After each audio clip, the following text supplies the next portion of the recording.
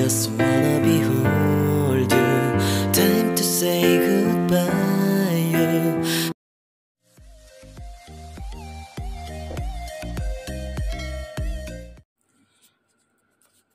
Hey guys, panibagong update tayo dito sa post naman ng isang netizens kung sanay na mataan.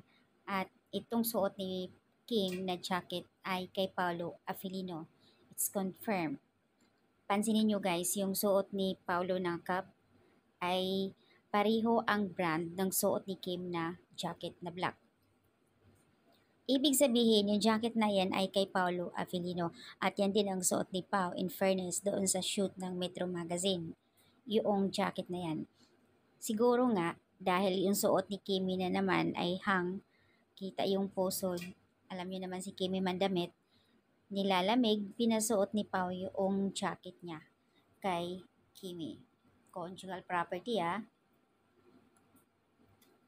Sabi dito, parang kay Paolo yung coat nga malaki. Yes, kay Paolo nga yan. Pinasuot lang niya kay Kimi kasi nga nilalamig si Kimi.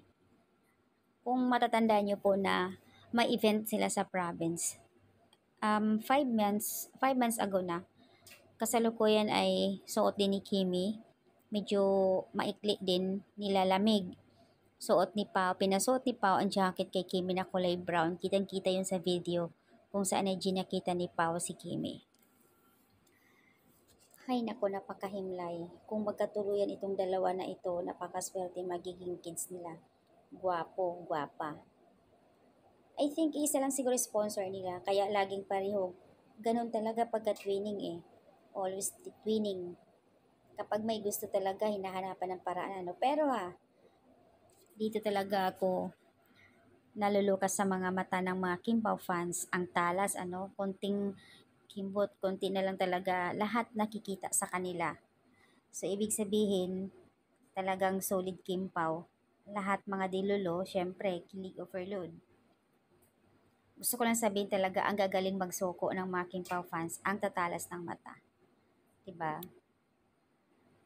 Kasi nga, twinning. Twinning is twinning. Yung cup and coat, iisa lang noon ang may-ari. Kay Paolo yan. Conjugal property. So, ayan guys. Ang galing naman talaga ng isang admin galing niya maghanap ng paraan para makita. Siyempre, ikinatuwa ng karamihan dahil nga sa mga gamit nila.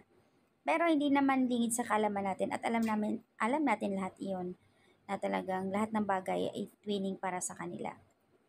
Di lang sa sapatos, siyempre nandoon yung kilig na ipapasuot kay Kim yung jacket dahil nilalamig na galing kay Paolo, lalo na sa face mask na pagsabihan si Kimi na dapat magsuot ng face mask at dahil naiwan niya ni Kimi sa car, kaya inabutan si Kimi ng face mask.